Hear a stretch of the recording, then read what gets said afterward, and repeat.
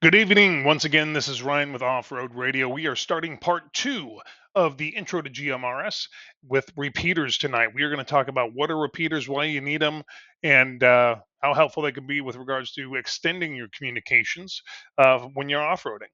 And so, what we're going to do first is get right into it and talk about okay, what is a repeater? Well, a repeater repeats your transmission. So, there's I know, very valuable information. Ideally, these things are going to be placed at a high elevation, over the surrounding terrain. And then what that's going to do is going to help maximize the reception to the repeater from you to the repeater, and then the transmission from the repeater to others in the area. And so, the GMRS frequencies are in the UHF or ultra high frequency bands, and it's basically line of sight. Okay, it's not like some others like high frequency that can bounce off the atmosphere and come back down thousands of miles away. It's based on line of sight. So ultimately, um, average height over terrain, that's something, a term we use to talk about how high an antenna is over the surrounding area.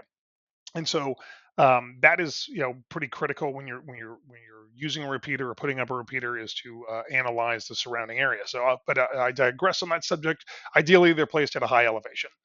Typically, the output power is going to be maximum allowable, and with GMRS, that's at 50 watts output power. Some of the basic components are going to be like the radio itself, which is going to be, all the electronics, the radio, and a processor to do different things with it. A lot of them have to one of the rules you have to do is you have to have the repeater identify itself ever so often.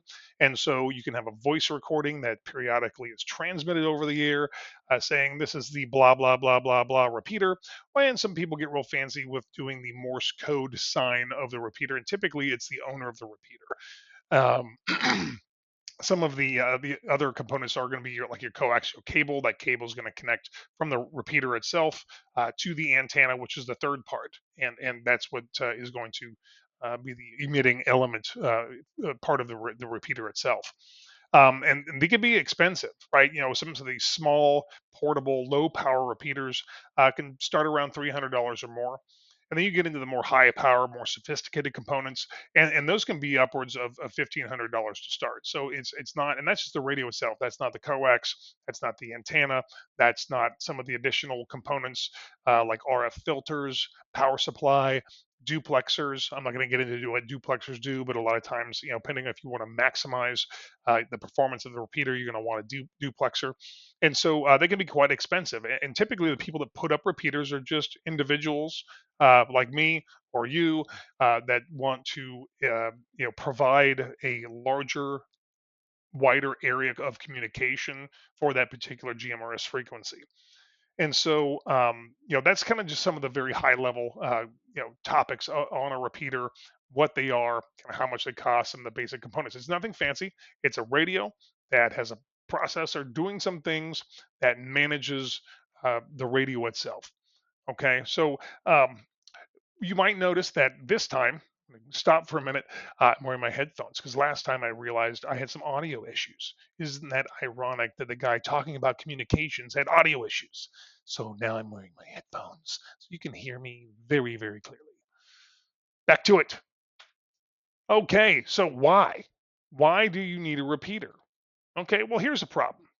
Okay, in the image we have here, we've got a very ominous looking, scary blue mountain. And on the left, we've got a radio. Imagine someone holding said radio on the left. And the right, we've got Bob. He's holding the radio on the right. And so, since we stated this line of sight, and in this particular diagram, you can see that I've got, the little indicators indicating we are at 462.550 megahertz. Go back to my last video, I talk about the channels and the frequencies. This is GMRS channel 15 or 15. And so that radio on the left is transmitting at 462.550. The radio on the right is also set up to transmit and receive on 462.550. And so when, I don't know what the guy's name on the left, Jerry on the left, he keys up and asking, hey Bob, are you there, buddy?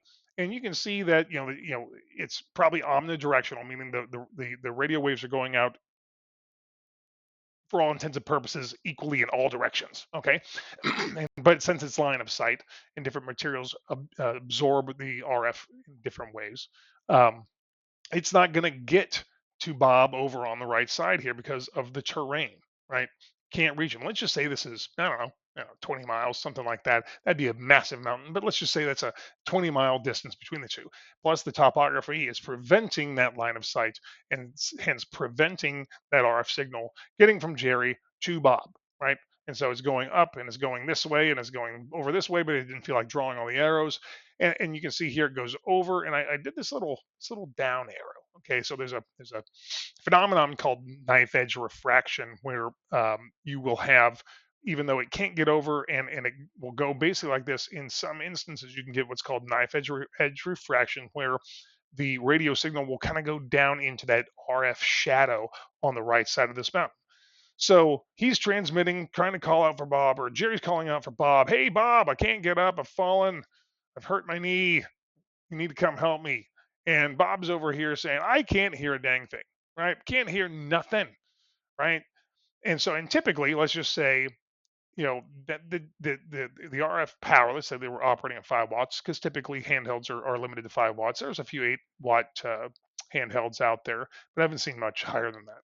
Anyway, so can't hear Bob. Okay, so all right, well, here's the solution. Okay, so now some generous GMRS person put a repeater on top of the mountain. So this antenna, this big antenna here, it's a little overdone, but that represents where the repeater is located. Okay, so a repeater, if it's a full duplex means as you're talking, it's listening and retransmitting your voice over the air at the exact same time that you're close to the exact same time that you're talking. Okay, so the way that this is done, okay, we're going to talk about GMRS channel 15, which is at uh, 462.550. So both Jerry and Bob have to set their radios up for a repeater function. And a lot of them come pre-programmed with repeaters in it. So you don't have to do it with some, others you do, right? So there's some off-the-shelf ones that'll just allow you to use a repeater. Um, and so they've set it for GMRS repeater 15 repeater usage. And so what that does to the radio is it's still going to listen on GMRS 15 at 462.550. So both of them are listening at 462.550, but they transmit on what's called the repeater offset frequency. And for GMRS, that is 5 megahertz higher. So it is a positive 5 megahertz above what it's listening at. Okay, so when Jerry over here keys up, it's going to go from listening at 462.5550 to transmitting at 467.5550. 5550, 550. Thank you. So the repeater has to do just the exact opposite of that. So it listens at 467.550. I'm not going to get past that. 467.550.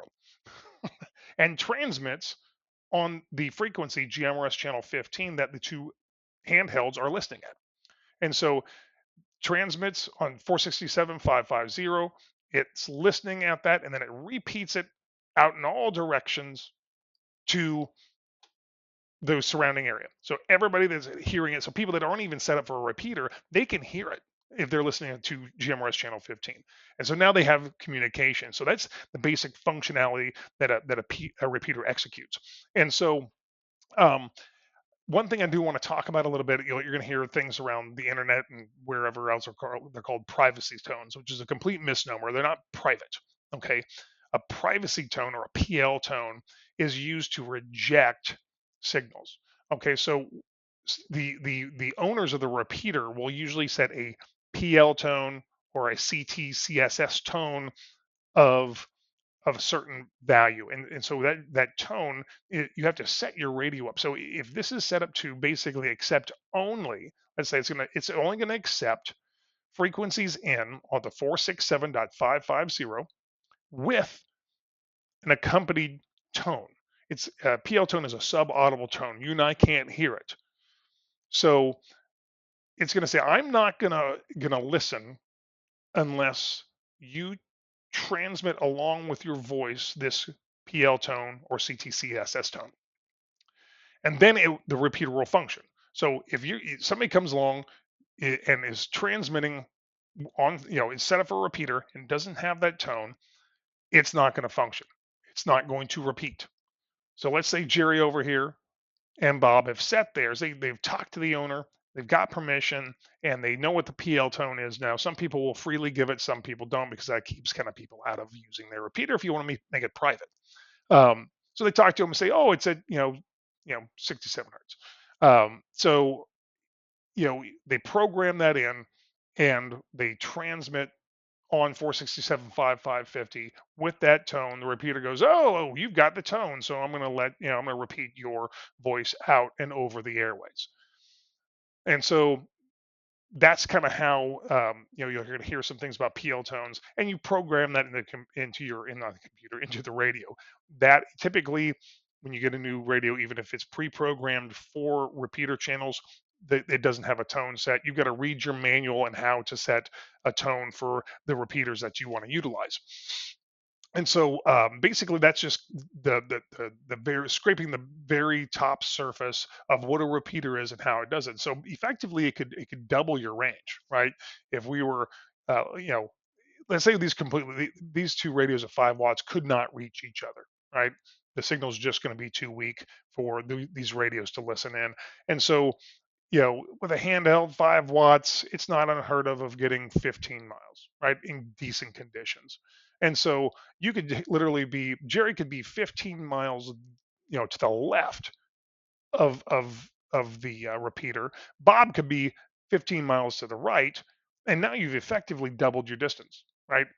And so, because this is up high, it's probably running at 50 watts, so it's going to be able to reach a lot further than just um, that range. But basically, you're limited by the range of your radio you're transmitting from, right? If you're running at 1 watt, you're not going to be able to be very far, even though you hit the repeater.